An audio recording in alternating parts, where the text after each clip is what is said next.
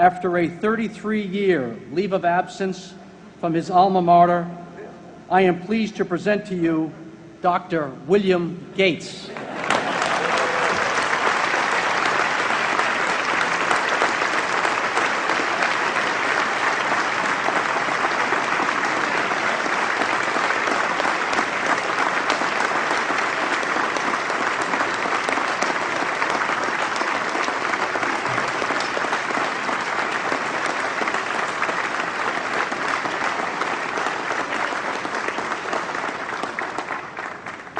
Thank you. President Bach, former President Rudenstein, incoming President Faust, members of the Harvard Corporation and the Board of Overseers, members of the faculty, parents, and especially the graduates. I've been waiting more than 30 years to say this.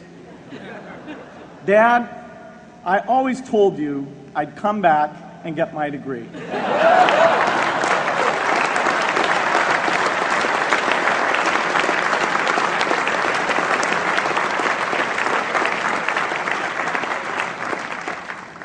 I want to thank Harvard for this honor.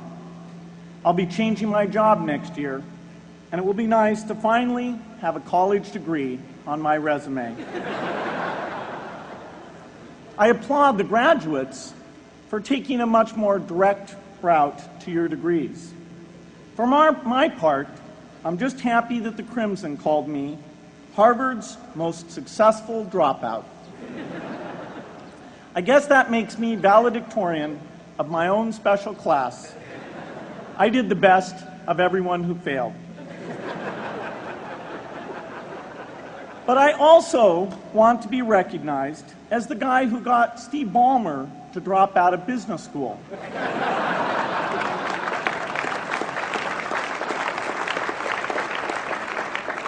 I'm a bad influence. That's why I was invited to speak at your graduation. If I'd spoken at your orientation, fewer of you might be here today.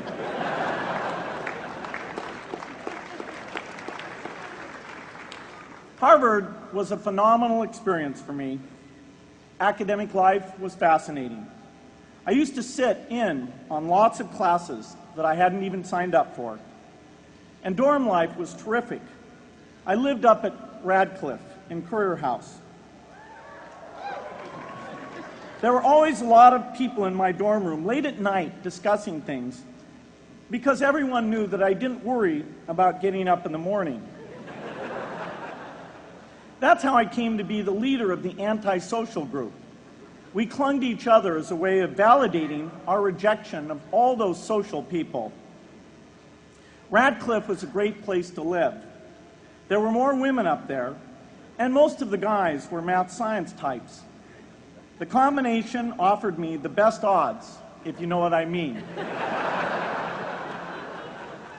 That's where I learned the sad lesson that improving your odds doesn't guarantee success.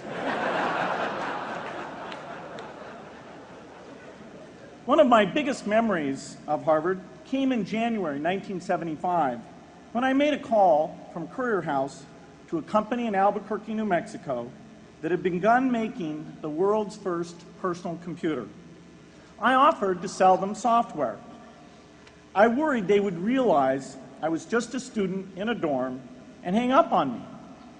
Instead, they said, "We're not quite ready. Come see us in a month," which was a good thing because we hadn't written the software yet. From that moment, I worked day and night on the extra credit project that marked the end of my college education and the beginning of a remarkable journey with Microsoft. What I remember above all about Harvard was being in the midst of so much energy and intelligence. It could be exhilarating, intimidating, sometimes even discouraging, but always challenging. It was an amazing privilege, and though I left early, I was transformed by my years at Harvard, the friendships I made, and the ideas I worked on. But taking a serious look back, I do have one big regret. I left Harvard with no real awareness of the awful inequities in the world, the appalling disparities of health and wealth and opportunity that condemn millions of people to lives of despair. I learned a lot here at Harvard about new ideas in economics and politics. I got great exposure to the advances being made in the sciences. But humanity's greatest advances are not in its discoveries, but in how those discoveries are applied to reduce inequity.